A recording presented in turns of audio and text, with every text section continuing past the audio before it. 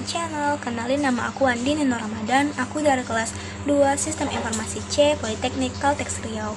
Nah, kali ini aku akan menjelaskan tentang perkembangan framework, yang dimana aku akan menjelaskan apa sih itu pengertian dari arsitektur monolitik serta microservice. Lalu aku akan menjelaskan perbedaan antara front end serta back end dan kelebihan serta kekurangannya. Selanjutnya aku akan menjelaskan cara mendownload Laragon, Composer, serta Laravel. Nah, ditonton terus ya video ini. Happy watching! Aku akan menjelaskan apa sih itu perbedaan dari monolitik dan microservice. Monolitik sendiri seperti yang namanya, mono artinya satu. Itu merupakan sebuah arsitektur yang dimana seluruh komponen seperti UI, database, dan business logic menjadi salah satu kesatuan dan satu aplikasi yang sama. Nah, sedangkan microservice itu merupakan arsitektur yang dimana aplikasi dipecah menjadi layanan-layanan kecil yang saling independen. Lalu setiap layanannya bertanggung jawab atas fungsi tertentu dan dapat dikembangkan serta diuji dan disebarkan secara terpisah.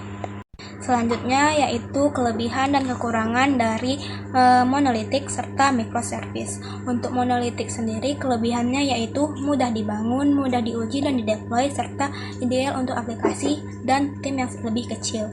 Dan kekurangannya, seiring bertambahnya ukuran aplikasi, semakin sulit untuk dikelola, diuji, dan diperbarui. Yang kedua, kekurangannya yaitu skalibilitas terbatas karena seluruh aplikasi harus ditingkatkan, bukan hanya bagian tertentu.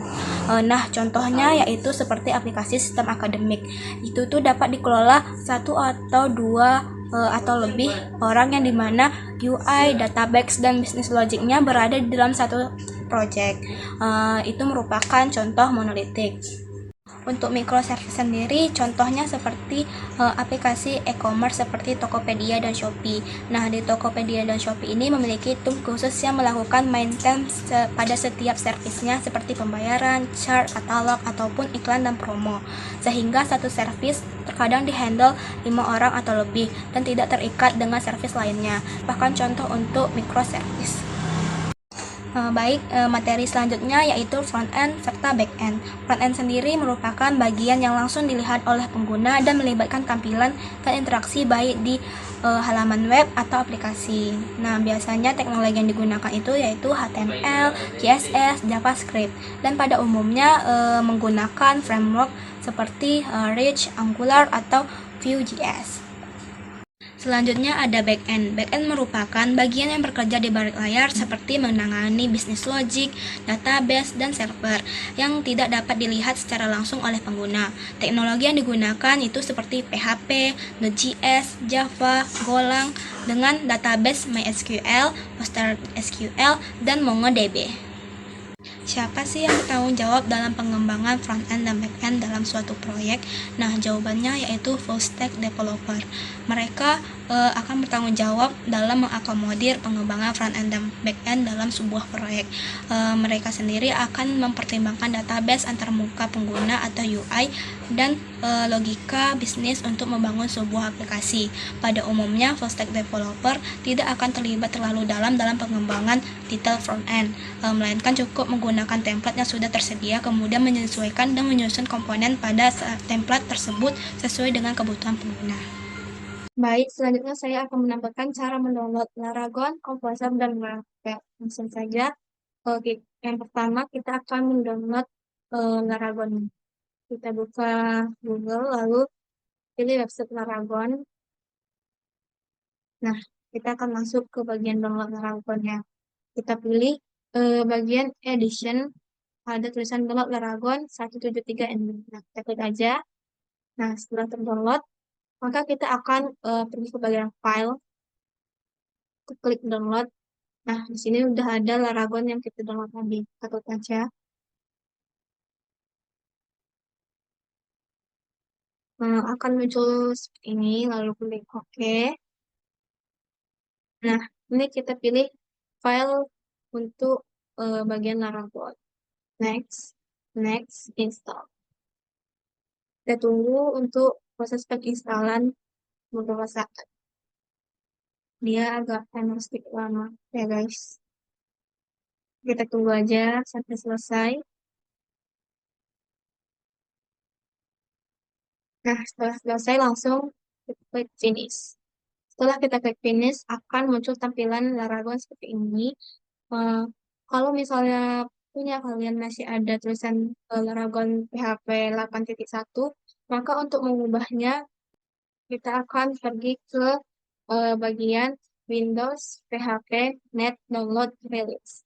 Nah, di situ kan banyak nih. Lalu kita cari aja yang tulisannya PHP 8.2 dan TS yang berakhirannya 48. Dan kita klik aja untuk mendownloadnya. Setelah terdownload, kalau kita buka file kita lagi, lalu di sini udah ada yang terdownload. Nah, di sini kan masih dalam bentuk zip nih. Nah, lalu kita klik kanan, lalu kita ekspor aja filenya.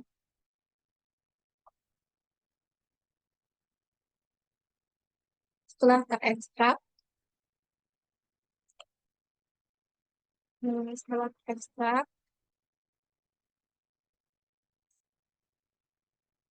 lalu kita pindahkan ke file Laragon tadi, kita cari,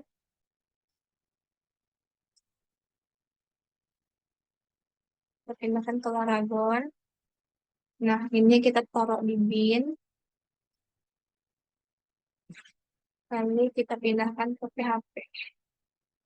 Nah, ini untuk Selanjutnya buka kembali aplikasi PHP Laragon. kita sudah ada Klik kanan, yang 8.1 pilih dan version. 8.2. Nah, di sini udah ada 8.2, jadi udah terubah ke 8.2.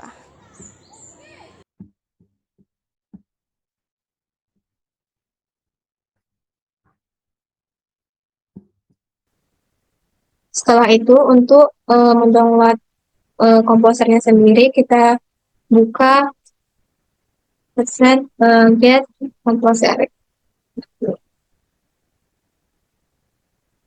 Nah, di sini sudah ada untuk mendownloadnya. Di sini ada tulisan download and run komposer setup. Kita klik aja untuk mendownloadnya ya.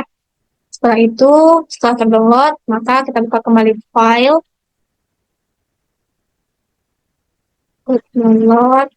Nah, ini sudah ada kan. Lalu kita klik aja, klik install for all. Nah, akan muncul seperti ini. Kita next aja terus.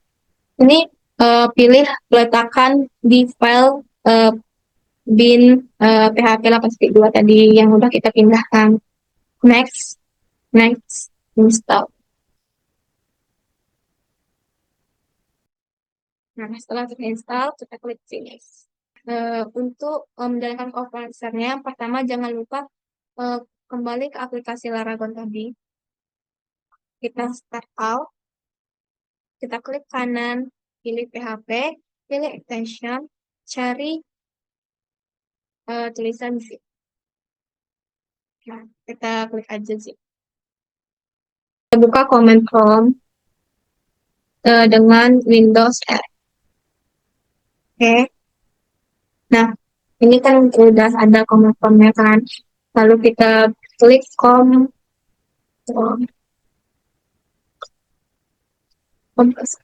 Oke, kita enter. Nah, setelah enter, klik aja ini, ketik aja ini. Nah, kita enter lagi. Kita tunggu beberapa saat.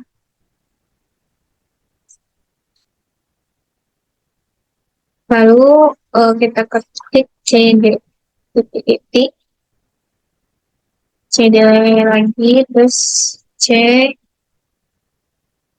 file Laragon kita. Nah, di sini kita akan membuat file Laravel kita. Kita klik Laravel, new, nama folder atau aplikasi kita. Saya di sini akan bikin my text tools. Kita enter aja. Nah, akan muncul seperti ini. Ini akan memulai proses pendownloadan. Enter, enter lagi. Kita tunggu untuk beberapa saat.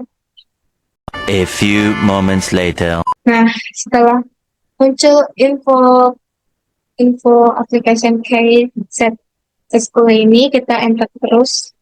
Nah, di sini ada pertanyaan, Kita klik yes-nya dengan klik enter. Kita tunggu ya. A few moments later. Nah, di sini kalau udah muncul tulisan CDMF berarti filenya udah ada di Laragon www tadi. Untuk menjalankan Laravelnya, kita klik di Google yaitu nama folder aplikasi kita tadi, My Apps. Nah, seperti ini tampilannya jika berhasil. Nah, sekian video dari aku. Semoga bermanfaat ya untuk kita semua. Sampai jumpa di video selanjutnya. See you.